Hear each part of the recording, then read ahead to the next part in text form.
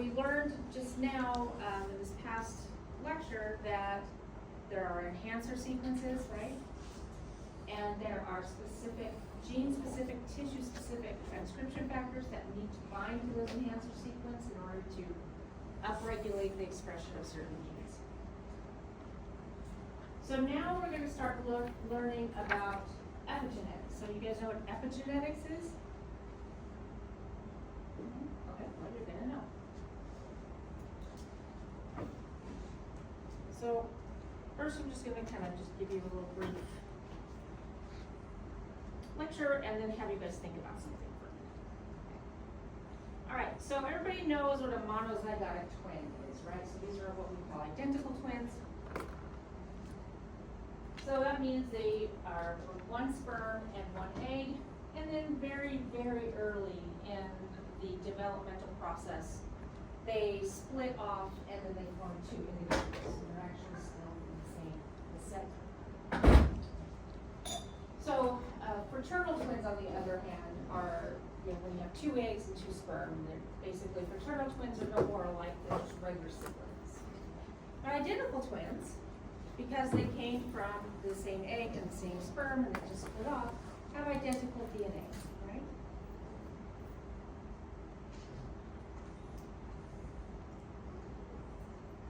So, has anybody ever heard of schizophrenia?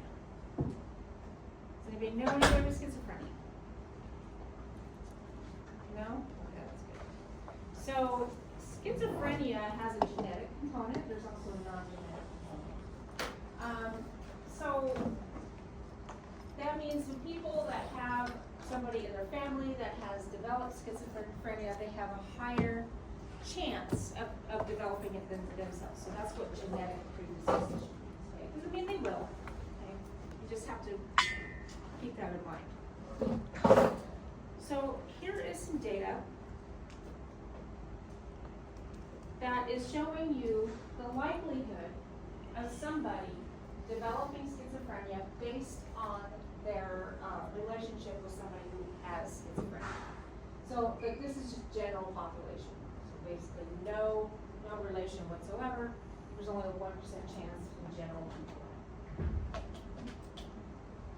So when you have a first cousin that has schizophrenia, so your chances increase just a little bit, right? 2%. If you have an uncle or aunt, again, just 2%. Niece or nephew goes up a little bit more. You have grandchildren, a little bit more.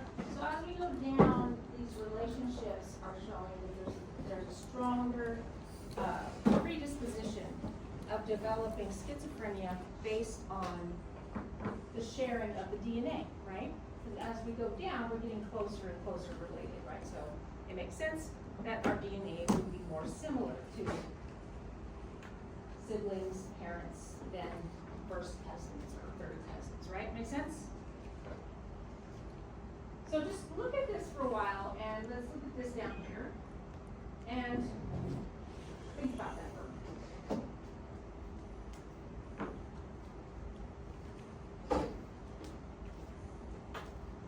What do you guys notice?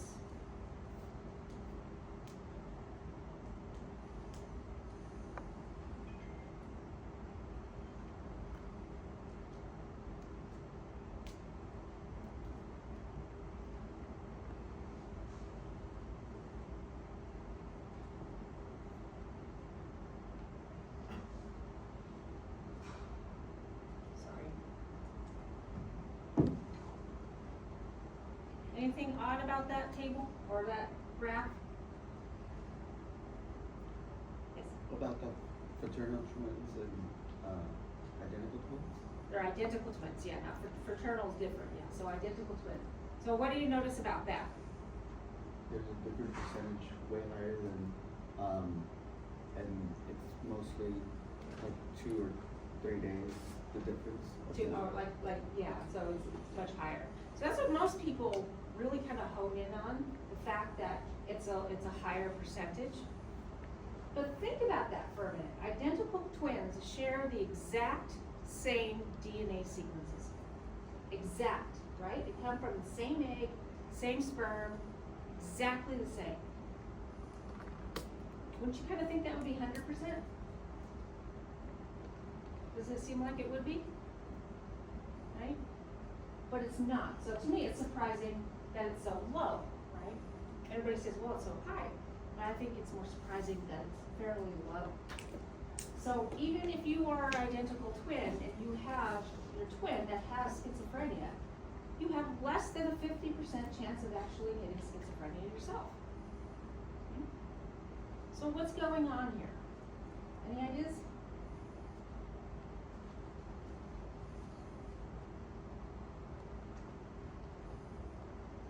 Well, then that means that there's another factor that doesn't have to do with the genes they have that influences whether they get schizophrenia or not. Absolutely, yes.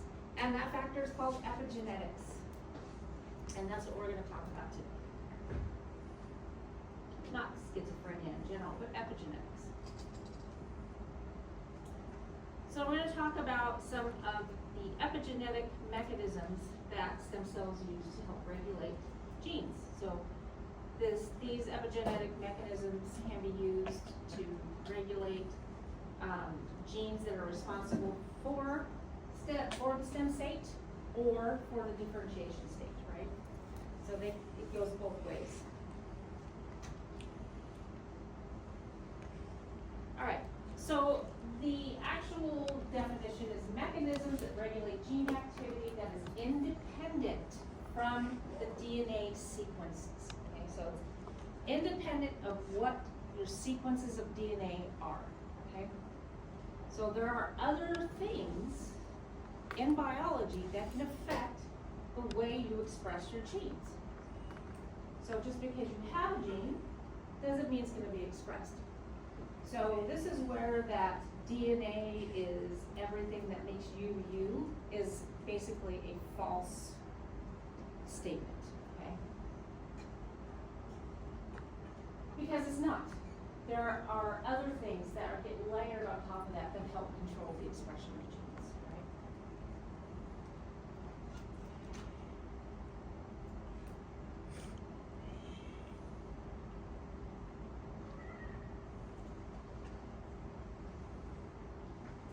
And epigenetics is really interesting because sometimes these mechanisms, they get passed down to generation to generation to generation. So it's really kind of an interesting area of research to find out how this actually just kind of contributes to certain phenotypes in people. So what we're going to discuss today are 3 mechanisms. We're going to discuss histone modification, DNA modification, and microRNAs. Okay, so are you guys familiar with any of those? Yes, no, think so? Nope. Okay.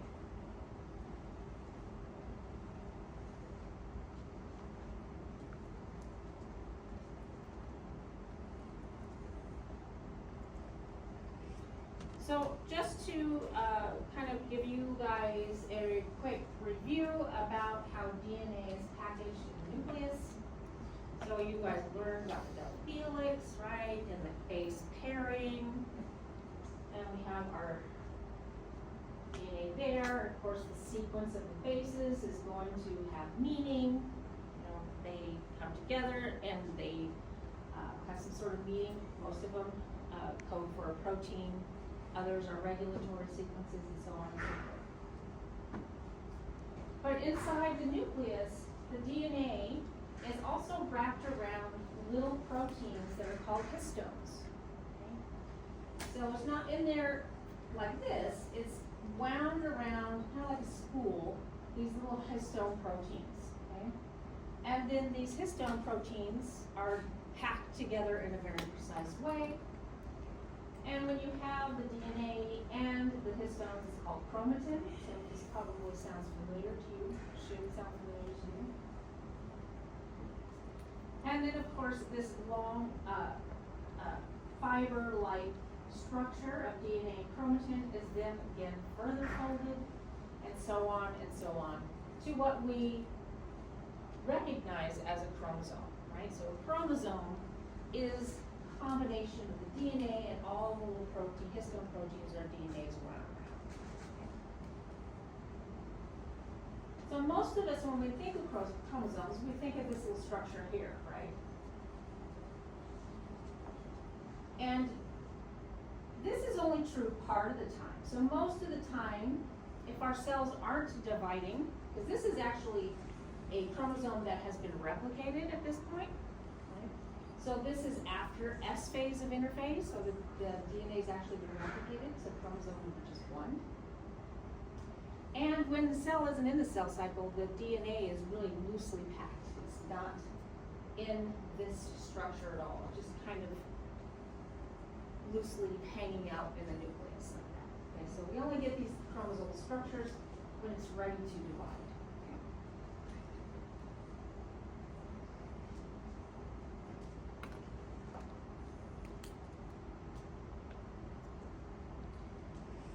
So these little proteins that the DNA is wound around, there's a total of 8.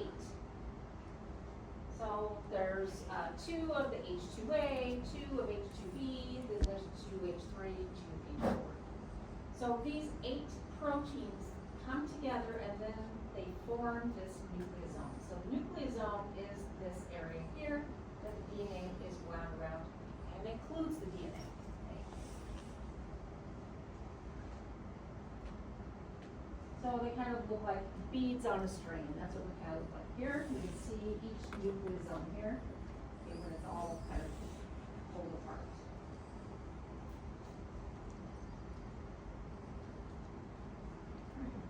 So these, again, histones are proteins, so they're composed of amino acids.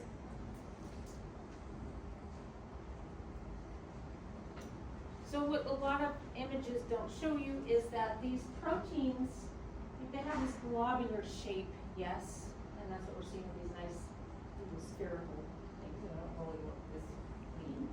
But these histones have what's called tails. So they have sections of amino acid that kind of come out. So they're not part of the globular structure. They're tails that can stick out of the nucleosome.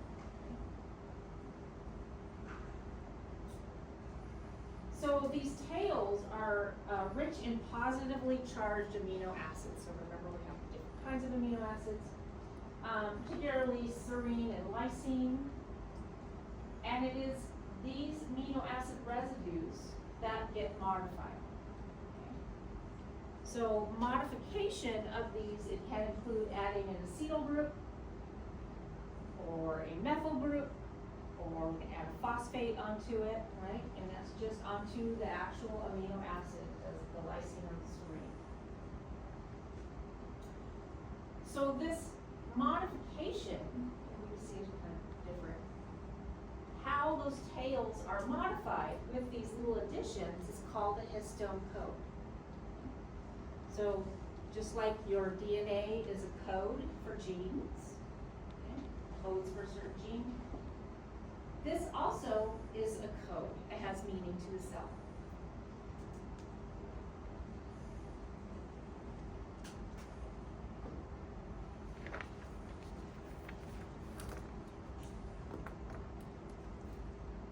So depending on what this code is, whatever this code is, it modulates the expression of the genes of the DNA that's wound around that nucleosome. Okay?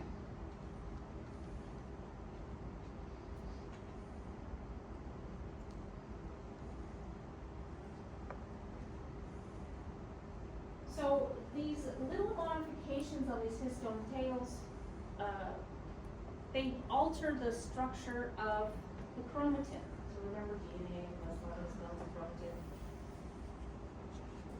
So when we have these little tails, and this is speaking in general, because we're going to talk about some ones that don't kind of fit into this rule, which is the case. There are a lot of things in biology. There's always, exceptions to this rule that we keep saying. But when we have those histone tails that are poked out, and in general, when they have that methyl group on there, right, that CH3,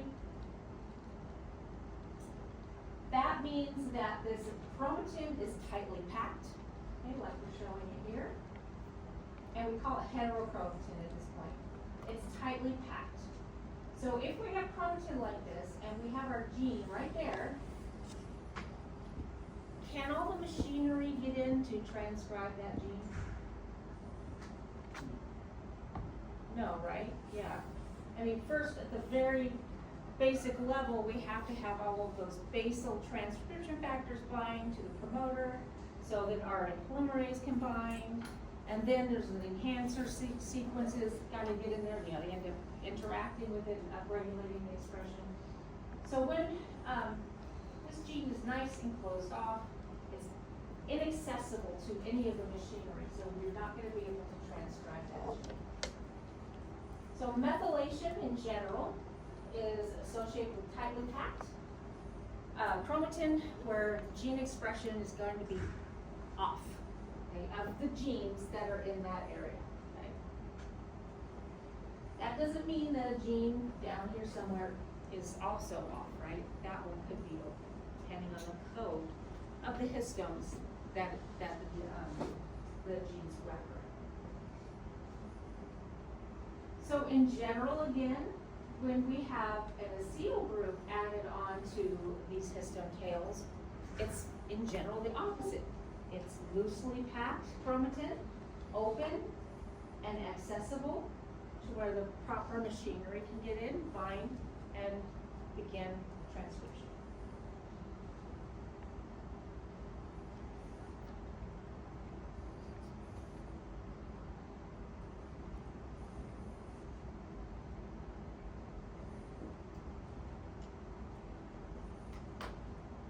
Make sense?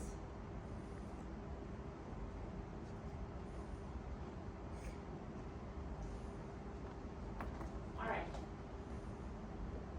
So for the most part, what I'm going to talk about is the methylation, well, I'm sorry, not methylation. I'm going to talk about the modification to lysines. I really don't have good examples of serines for you, so we're just going to be talking about lysine residues. So here, you gotta get used to this. You're gonna have to know what these mean. So H3 means that's the histone, because remember there's two H3s, right? K is a single letter designation for lysine. 4 means it's the fourth amino acid in from the end of the tail. That's lysine. And this means methyl, methyl, and this means 3. So there's 3 methyl groups on that fourth lysine end from the end of the tail, on number 3 histone. Okay?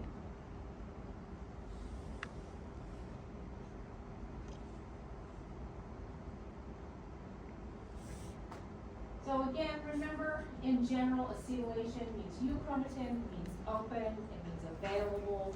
Transcription can occur. In general, methylation means tight, compact chromatin. Transcription is not going to occur, okay? But there are exceptions.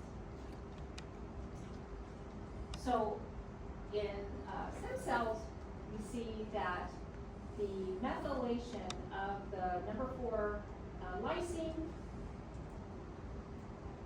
this particular code is going to have active promoters, open chromatin. Even though it's methylation, this is one of those exceptions, right? But if we have methylation on the number 27 lysine, and the number 9 lysine, it's closed, and we've got heterochromatin. Okay? So it could be different histones, can turn things on, turn things off. It could be the number of methyl groups, which lysine these modifications are occurring on, right? So all of these different things can lead to different ways in which a cell can express or not express certain genes.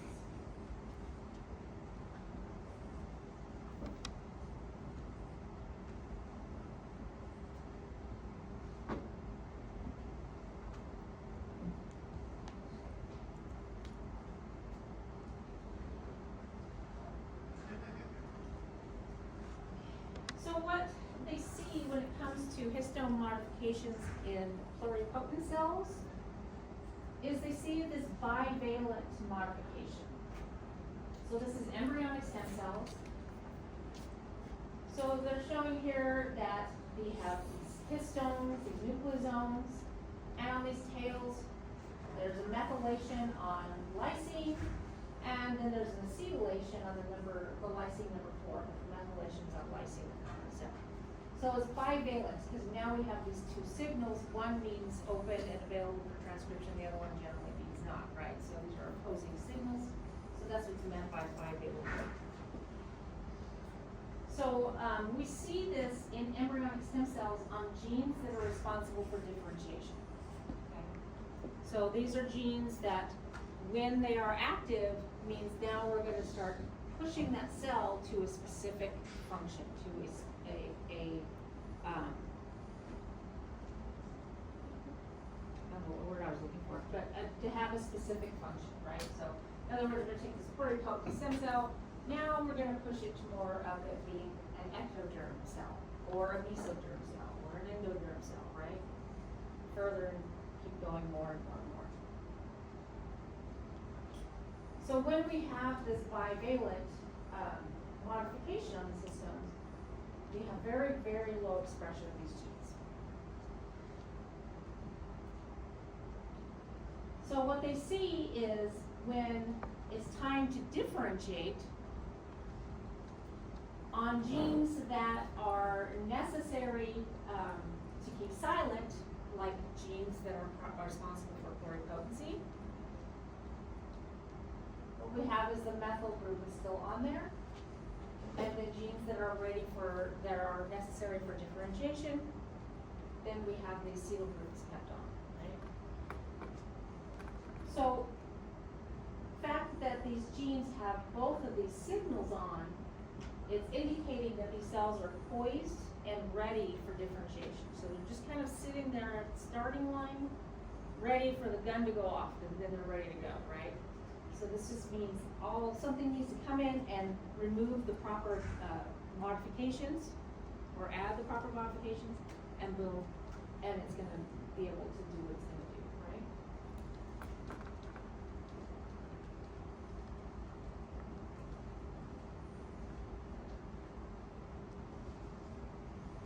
Does that make sense?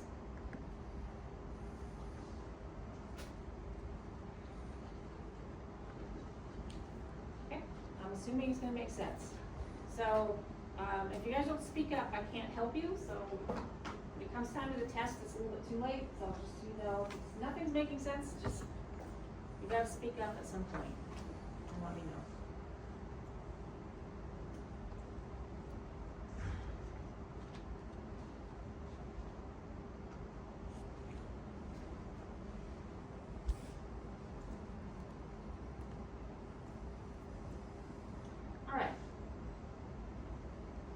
So ways in which these histone modifications are regulated.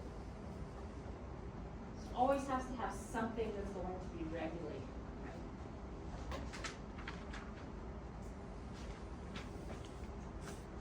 So these bivalent modifications that we see on embryonic stem cells are regulated by complexes that are called the polycomb repression complex, PRCs.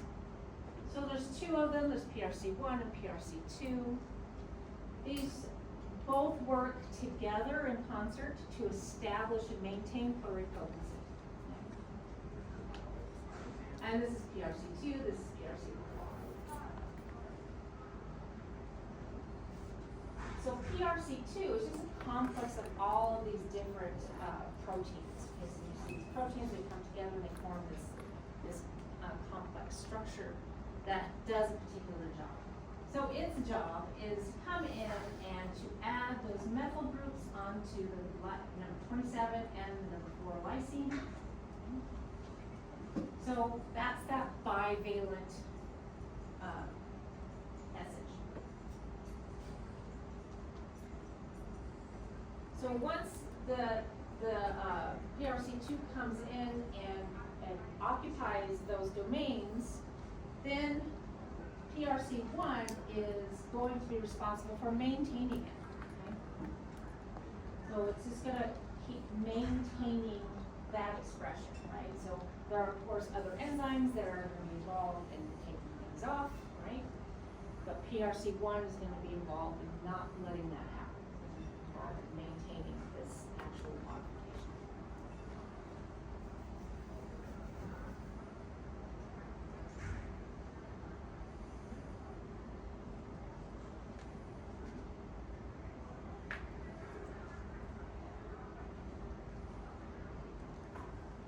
So, other enzymes that are responsible for these modifications are histone deacetylases and histone acetyltransferases.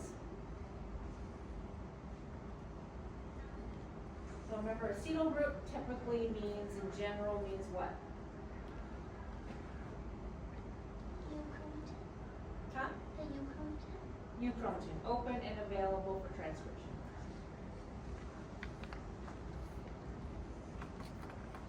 So what histone deacetylases does, histone deacetylase removes acetyl groups from the tails of the histones, and histone acetyltransferases put them on.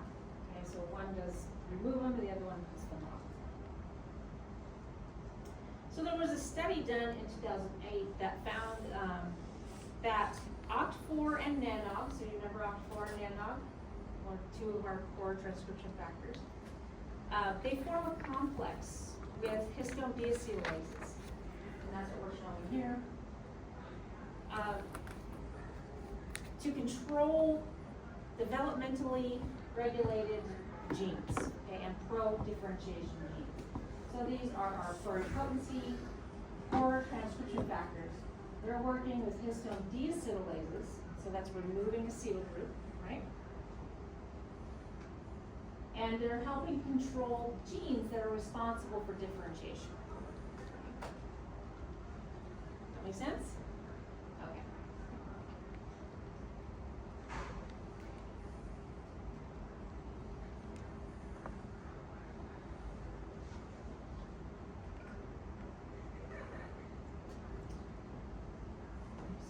Another type of modification is actual methylation of the DNA itself.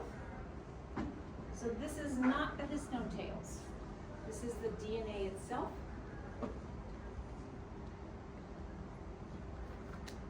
And where that happens, it happens in promoters. So promoters of genes are rich in what's called CPG islands. Have you guys heard that? No? So a CPG island basically is where you have a cytosine, and then the P stands for the connection between, there's a phosphate that's between cytosine and guanine. So that's what CPG stands for. Excuse me. So where there is a CPG island, it is that cytosine that has that methyl group added onto it. So again, DNA methyltransferases, these are the enzymes that's responsible for adding and removing these methyl groups from the actual DNA. So this is still an epigenetic mechanism because it's not dependent on this sequence like a gene. It's not dependent on the genes. C, P, and G. I mean the C and G together, right? That's not a sequence. It's just happens to be in the gene. So that's not a sequence of a gene. So interestingly enough, this mechanism of controlling gene expression does not overlap with the histone modifications, okay? So what I mean by that is genes that don't have the modification on the histones tend to be methylated on the DNA. And genes that are histone modified don't have the methylation of the DNA. So these are two mechanisms that they don't work together, they don't overlap each other. Okay, does that make sense? It's kind of an interesting one.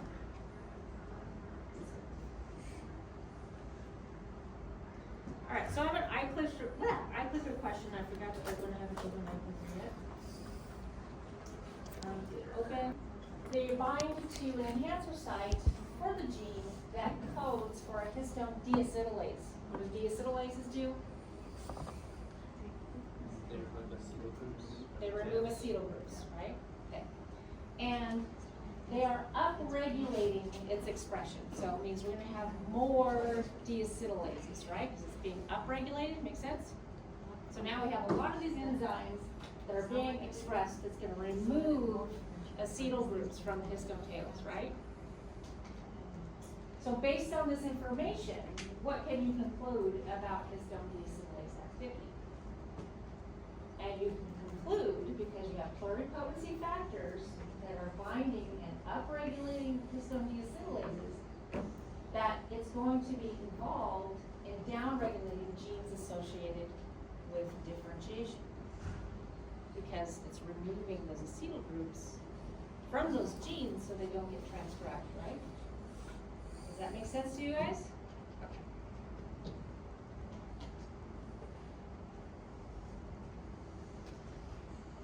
So this is the kind of thing where I didn't actually come right out and tell you in so many words, right? But I gave you all the information that you needed to use to figure out the problem, right? So it's kind of one of those questions. Any questions? Any further clarification? No? Okay.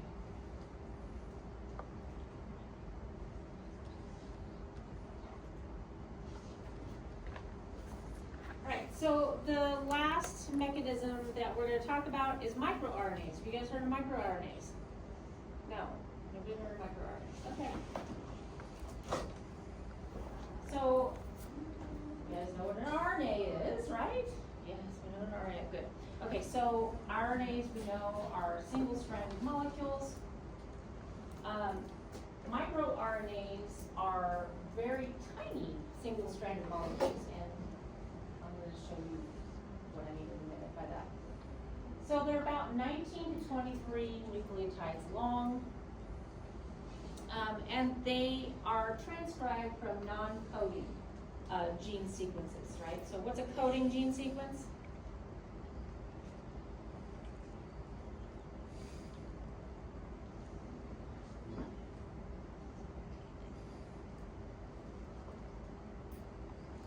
This is 2010, guys. A section that makes a protein? Yes, exactly, yes. So a coding sequence is a sequence, it's a gene that actually produces a protein. Right? So this is non-coding RNA. So in other words, this does not go on to be read by a ribosome and produces protein. Okay?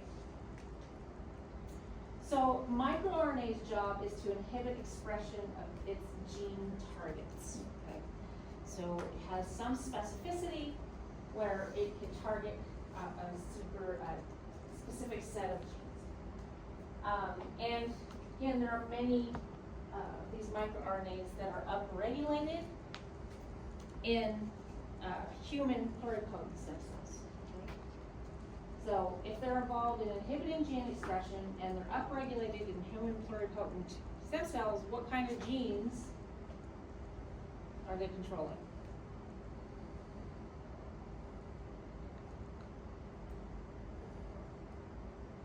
Not pluripotent genes. No.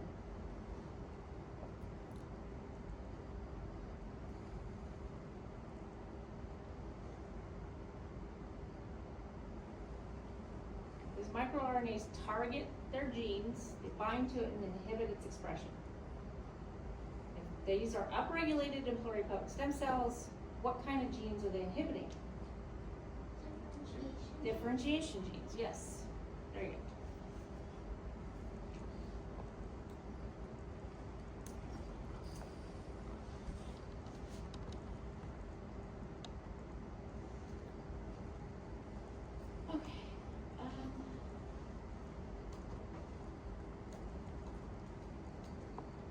So a little bit about how they are transcribed. So again, they're transcribed from sequence, but again, it's a non-coding sequence, so it's not for a protein. So it's gonna produce what's called the pre-miRNA or micro. MI and micro, those are two ways of saying the same thing. So it's quite a bit longer when they transcribe it, and if you remember from RNA, even though it's single-stranded, the base pairing rules still apply, right? So what happens is we get these hair loops, because they're, the affinity for these bases to pair up together, and because hydrogen bonds will happen. So within the nucleus, there is a complex, the Drosha complex, that is involved in modifying. It'll just kind of cut this in particular areas, okay? So what will happen is that we're ending up with a single hairpin structure that gets exported out of the nucleus.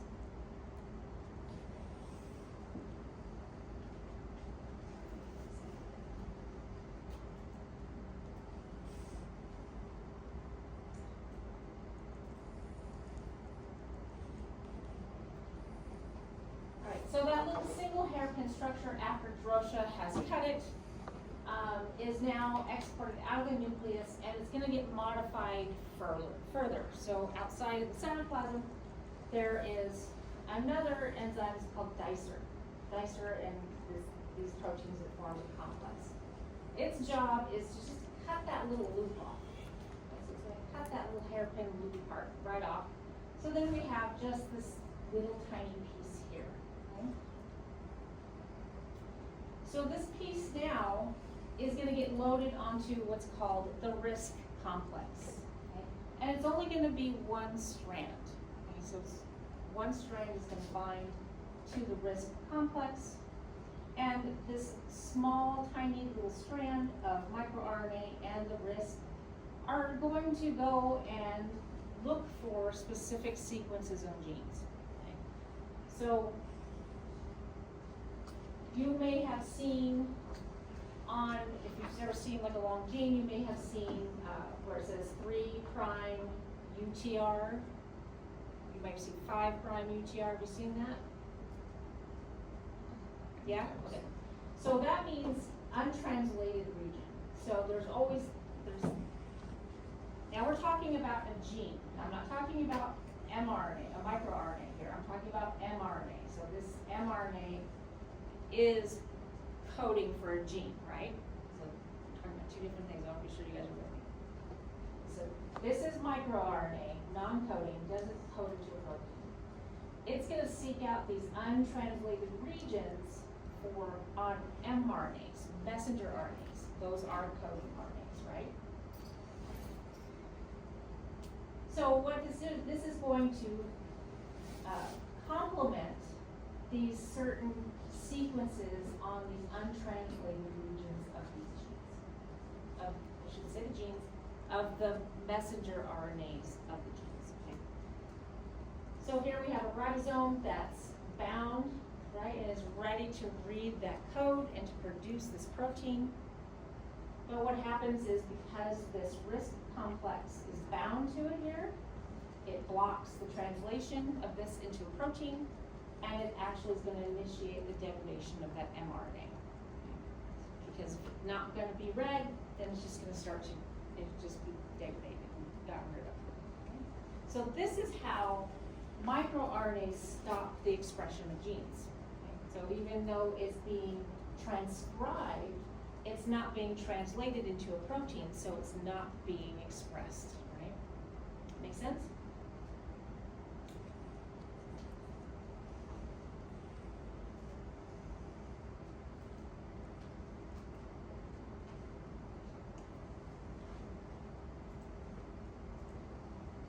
So microRNAs can play a role in maintaining pluripotency, but they also play a role in differentiation, right? So in the very beginning, I said, yeah, a lot of these microRNAs are upregulated in pluripotent stem cells. So yeah, there's certain sets that are responsible for helping maintain the stem cell state, but then we have other ones that are going to be responsible for actually helping cells to differentiate. So here is you don't have to memorize these, it's just giving you this from the book. So this is this is a family of microRNAs. So each one of these, so here, this family of microRNA targets the mRNA for OCT4, SOX2, and NANOC, right? So that tells you right there, based on what it targets, that these are involved in differentiation, right? Make sense? Okay. Again, some other ones. So SOX2, KLF4, these are more pluripotency genes. All of these are pluripotency genes. And interestingly enough, Let7 is a microRNA that is involved in differentiation. And it actually targets other microRNAs. So Lin28 is another microRNA. So we can have microRNAs that are targeting other microRNAs. So then that microRNA can't do its job, right? And so on and so forth. Because when Lin28 is present, it targets Let7. So again, now we have kind of like a battle. What's going to happen to this? Yes? So they're like complementary strands that were. Well, they don't work, well, complementary kind of implies they work together, but they don't, they work against each other. Yeah. So Let7 inhibits Lin28, Lin28 inhibits Let7. So what we're gonna see is when a cell's ready to differentiate, we're gonna see high levels of Let7 to an upregulation of Let7 to squash Lin28. But when cells are stem cell-like or pluripotent, we're going to see high levels of Lin28 to be sure that Let7 doesn't do its job, right? Does that make sense? Unfortunately, these are the things that in biology you have to kind of do, bouncing these things around in your head and try to make sense of it, right? Okay.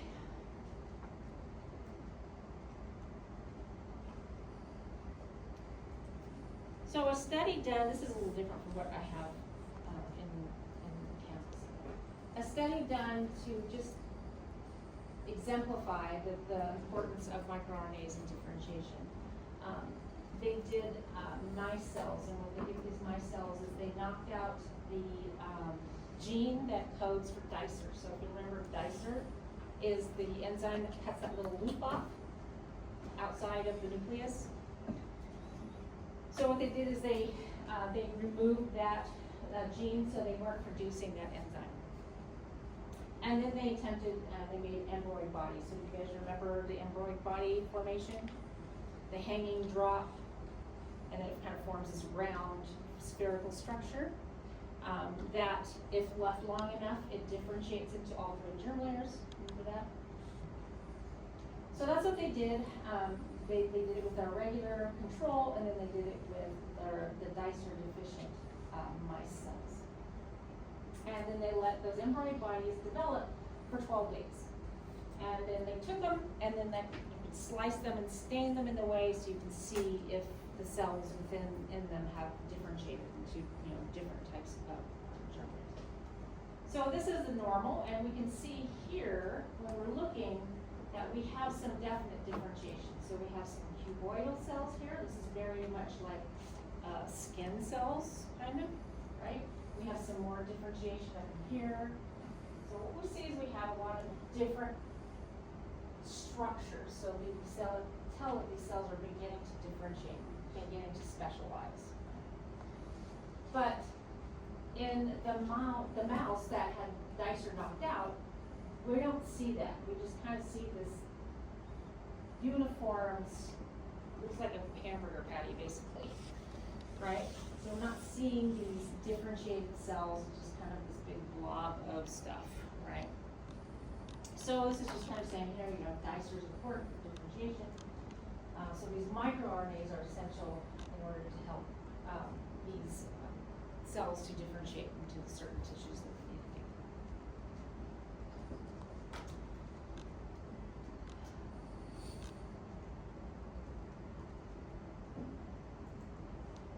So one such microRNA is called MIR21. So it could be MI21 micro 21 or mere 21. Again, this is another one of those things, I'm sorry, it's just the way it is. All of them mean microRNA. So mere 21 is a microRNA that targets SOX2. So what do you guys know about SOX2? It's a core pluripotency transcription factor. So mere 21 is going to be involved in what? Which one? Yes, so it's going to be involved in maintaining pluripotency or differentiation? Huh? Differentiation, yes. Because remember, microRNAs inhibit expression, right? So they knock down expression.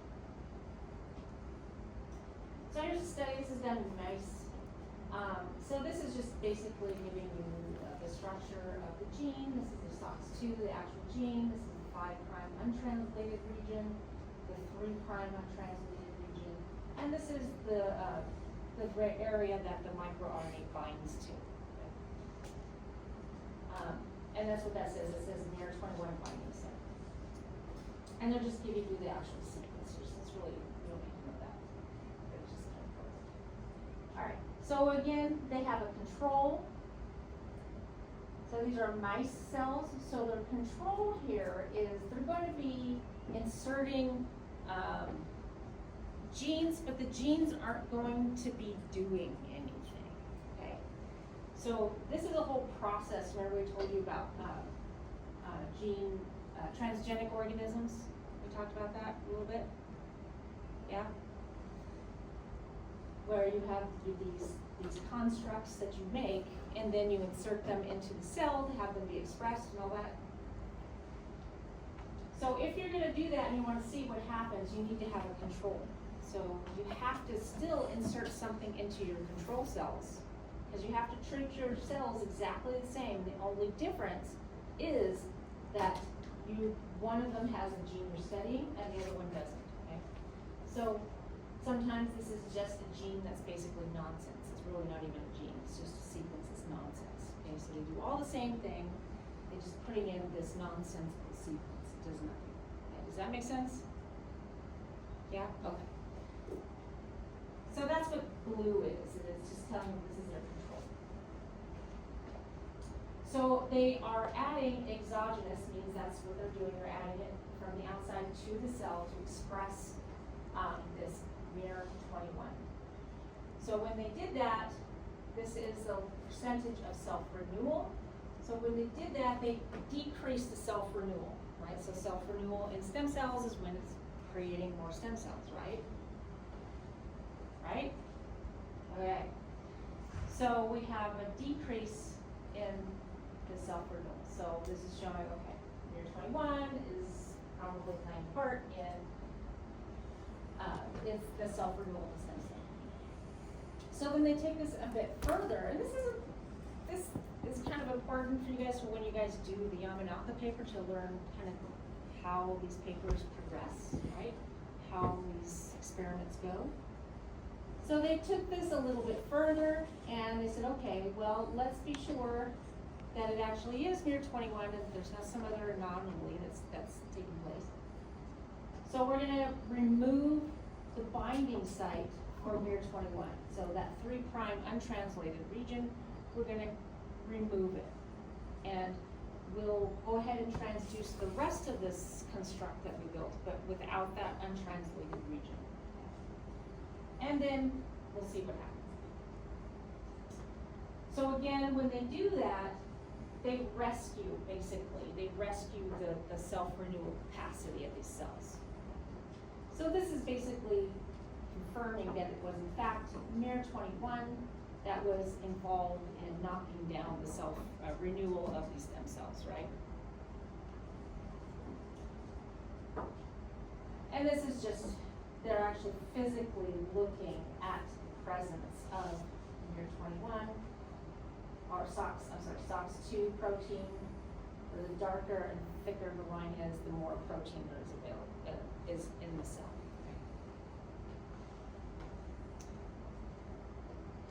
Does that make sense? All right.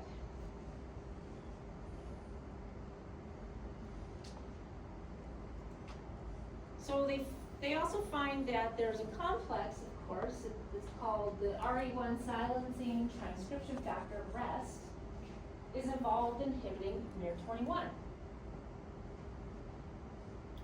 So REST is going to do the job of stopping miR-21 from stopping SOX2, right? So REST suppresses differentiation of embryonic stem cells into the primitive ectoderm. So the primitive ectoderm is going to develop into the ectoderm. Remember, that is the very first germ layer to develop. So this is your nervous system, basically.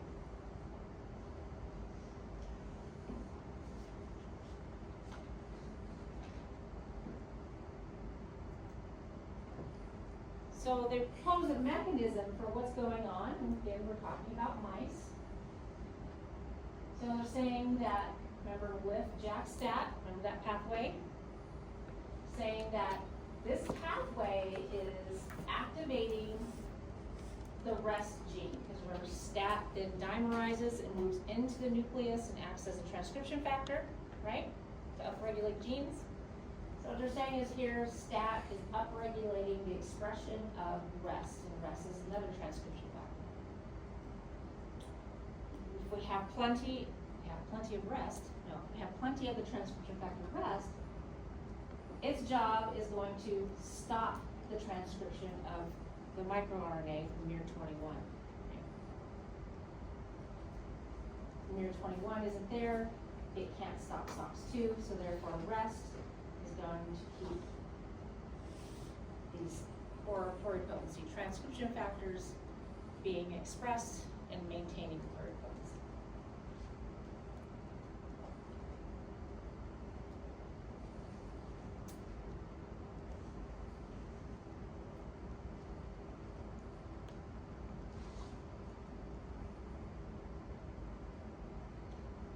That makes sense. You guys got it, yes? Can I ask again about what the dotted lines would actually represent? In this case, I would have to read what they're saying. I think methlaminin.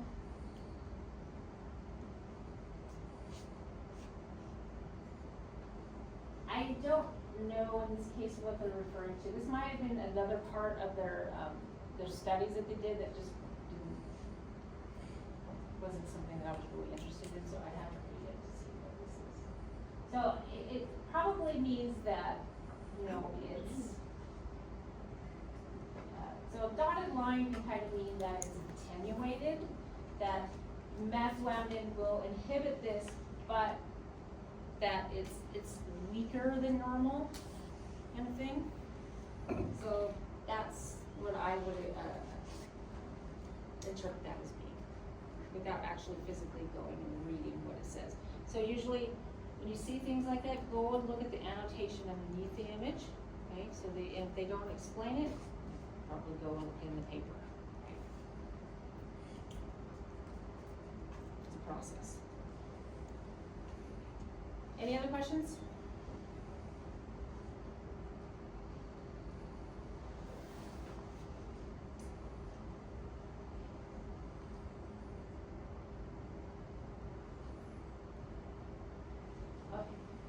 So, reprogramming. So that's what you guys are going to be working on at the end of the semester. You're going to be working on interpreting and presenting Yamanaka's paper. He was the very first one to be able to reprogram cells to go from the fully differentiated state back to a pluripotent state. And he did this with the addition of exogenous transcription factors. Ever since he did that, all kinds of labs jumped on and say, well, let's do it with this and let's try it with this. So they're trying different combinations of different things. So this lab here actually was able to reprogram mouse stem cells using a set of microRNAs. So here is their control. This is mouse embryonic stem cells. Nanog OP4, SOX2, SSEA1. This is specific to mice. So we're seeing this is gonna be just daffy, this is immunohistochemistry, so this is what it's binding to, it's actually binding to these proteins here. So when we see the glowing, we're seeing the actual protein. So when they take fully differentiated cells and then they upregulate or they put in these microRNAs so they're being expressed into the cell, what they get is again expression of those markers. So even with a certain family of microRNAs, we can reprogram cells. Again, this is not a gold standard. What would you want to see to say, yes, these microRNAs 100% can reprogram cells? What would be a gold standard for proving that?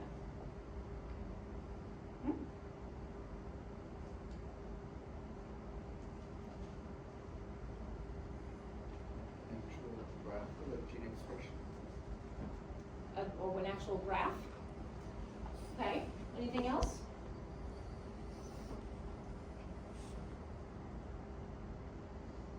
Wouldn't you be able to just take the cells that you just made pluripotent into like an embryo and see if they grow? Yeah, called chimera. Yeah. So you would try to make a chimera out of it, right? So either a chimera or a teratoma, right? So those are the two things that would really tell you that you have a pluripotent stem cell. It's just trying to get you to remember back from earlier. Although this is good, we have some information, right? But you know, you have to kind of learn to look at these things with some skepticism, right? You're not going to say, oh yeah, bam, this is what we're going to do. Okay, no, this is what it's doing now, but we don't know, right? We have to